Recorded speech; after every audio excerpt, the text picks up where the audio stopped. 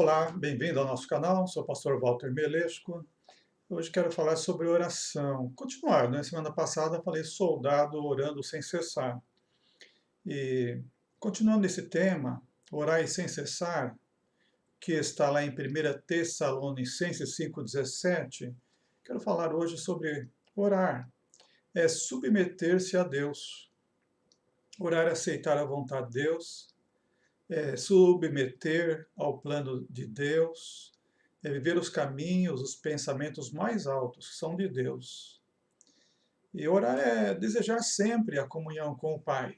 Aquela expressão de Jesus, Abba, Pai, quer dizer papaizinho, paizinho. É uma oração de intimidade, de comunhão com Deus. O salmista fala no Salmo 103 que assim como um pai se compadece de seus filhos, assim o Senhor se compadece daqueles que o amam. E Jesus ensina que, através da oração, nós temos acesso ao Pai. Mas algumas pessoas fazem orações, mas não acessam ao Pai. Elas oram, como diz Jesus, né? Ora consigo mesmo. Em Lucas 18:11, Jesus fala que o fariseu orava consigo mesmo. Então, não é uma oração que alcança a Deus, não é uma oração para Deus. Orar é seguir o exemplo de Jesus, sempre se dirigindo ao Pai, o único que pode atender. Nós devemos pensar em Deus quando oramos. Quando nós ensinamos as crianças sobre oração, nós falamos que oração é falar com o Papai do céu. E orar é então se submeter a Deus. O exemplo de Jesus foi assim. Em Lucas 10:21, ele orava, graças te dou, ó Pai. Então ele falava da grandeza da criação e da salvação. E Mateus 26:39, na agonia, lá no jardim do Getsemane, ele dizia, meu Pai, se é possível, passa de mim este cálice. Todavia não seja como eu quero, mas como tu queres. Orar é buscar o único que tem a resposta certa para a nossa necessidade. O remédio curativo para a nossa inquietude, ansiedade, apreensão, às vezes nervosismo, preocupação. Orar é buscar o único que tem todo o poder para capacitar em nós a luta contra o diabo. Disse John Bunyan que a oração fará o homem parar de pecar, ou o pecado o seduzirá a parar de orar.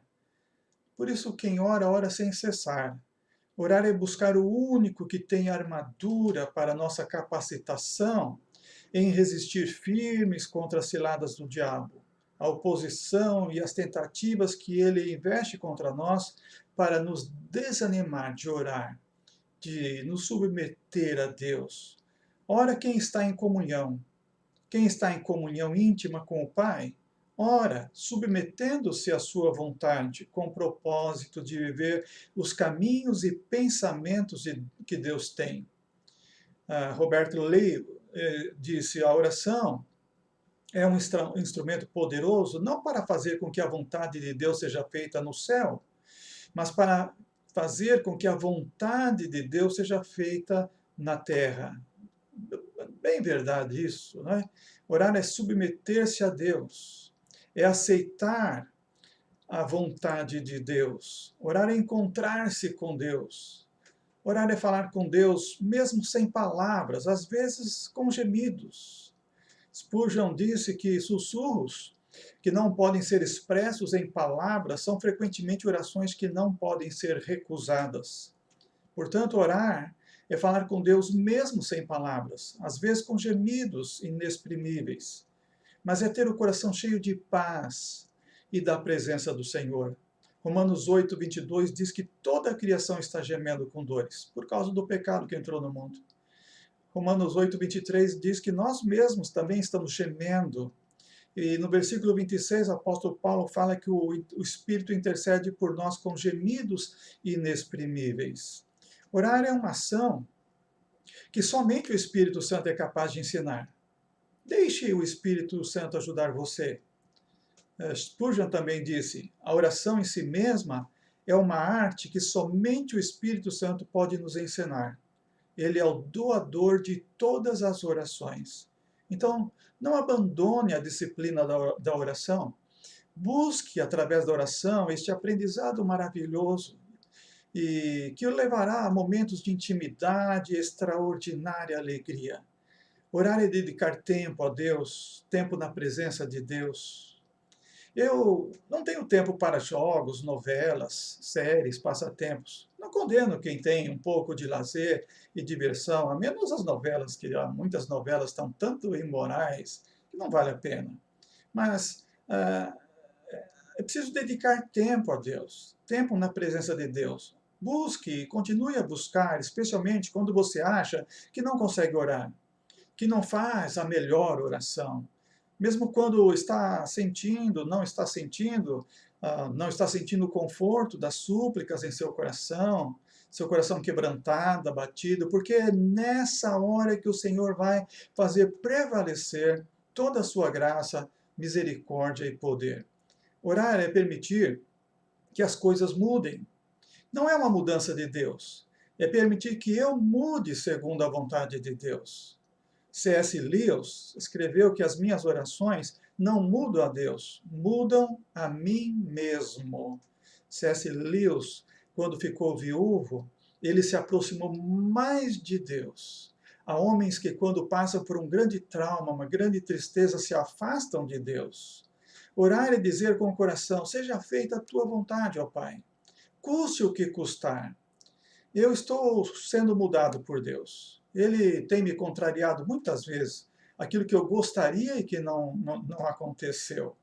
Eu não queria ficar viúvo, fiquei viúvo. Eu não queria casar de novo, agora parece que estou querendo. Tenho barreiras a enfrentar? Tenho. Não imaginava como poderia ser a minha vida. Ele me faz gostar do que eu não gostava. Deus me faz desejar o que eu não desejava. E mostra que o que ele reservou é muito mais agradável do que podia pensar. Você diz, eu não quero. Deus diz, você vai querer sim. Você diz, eu não vou. Deus diz, vai sim. Eu lembro quando, em 1979, viajava com meu pai pelo Mato Grosso, estávamos indo de São Paulo para Santarém, no Pará. Naquele tempo, a BR-163, cruzando o Mato Grosso, entrando no Pará, era toda de terra. Agora que, ultimamente, foi asfaltado o último trecho de atoleiro que tinha lá. E quando eu voltava com meu pai, naquele ano, em 1979, de Santarém, eu falei para o meu pai, no meio de chuva, ameaça de ficar atolado lá, e iria ficar semanas parado no meio da floresta, eu falei para mim mesmo, eu nunca mais voltarei para aqui. E o meu primeiro trabalho missionário no Mato Grosso, quando eu vim de São Paulo, foi justamente naquelas terras do Nortão. Eu andei por lá, fazendo trabalho missionário. E depois de algum tempo, eu me lembrei disso, que eu disse que nunca iria voltar. Estava lá alegre, fazendo a vontade de Deus. Deus abre os caminhos, vai na frente, Ele diz que vai nos dar a vitória e nós iremos vencer. Porque Deus é o que opera em nós, tanto o querer como efetuar segundo a sua boa vontade, diz Filipenses 2,13. E então nós descobrimos que a vontade de Deus é melhor, que ela é boa, que ela é agradável, que ela é perfeita. Orar é isso, é submeter-se a Deus. Orar é submeter ao plano de Deus. É isso que Paulo está dizendo em Filipenses 2,13 aqui, porque Deus produz em nós o querer e o realizar segundo a sua vontade. Então, orar é permitir, em perfeita harmonia, que Deus realize seu plano soberano na vida de seus eleitos, dedicados servos, na nossa vida. André Luiz disse, a oração é o meio escolhido por Deus para realizar os propósitos soberanos através de homens submissos. Filipenses 2,13 está no contexto em que nós devemos obedecer a Deus, porque Jesus derramou seu sangue para nos comprar para si mesmo. E então devemos fazer todas as coisas sem murmuração, fazer com muita gratidão, porque Deus é que produz isso em nós, o querer e o efetuar. E então Isaías 26:12 dizia, tu estabeleces a paz para nós. Tudo o que alcançamos, fizeste-o em nosso benefício. Deus faz tudo em nosso benefício, como Pai amoroso que é. Provérbios 21:1 fala que o coração do rei é como um ribeiro de águas caudalosas nas mãos do Senhor. Este o inclina para onde deseja. Deus inclina o coração do rei. Deus inclina o coração do governante para onde ele quer. Por isso devemos agradecer a Deus. Deus está operando o querer efetuar segundo a sua boa vontade. Esdras, quando recebeu cartas do rei Artaxerxes, rei da Pérsia, para ir e edificar a casa de Deus em Jerusalém, ele diz no verso 27 do capítulo 7, Esdras 7, bendito seja o Senhor Deus de nossos pais, que tal inspirou o coração do rei para ornar a casa do Senhor. Ele colocou no coração do rei o desejo de honrar a casa de Deus.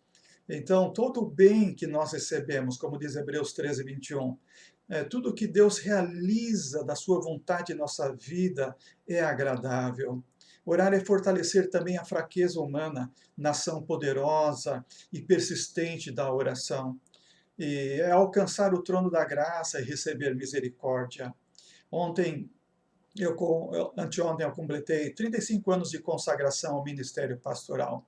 No primeiro ano de consagração do ministério pastoral, sofri um acidente de carro que vazou o meu olho. E não faz muito tempo que meu olho ficou dessa cor. Ninguém sabia que eu não enxergava do olho direito. Por mais de 20 anos, ninguém sabia. Poucas pessoas sabiam.